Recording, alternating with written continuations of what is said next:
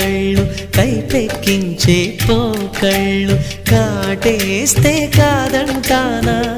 ఇప్పుడైనా వయసేమైనా సొగసేమైనా మరపించే మనసేమైనా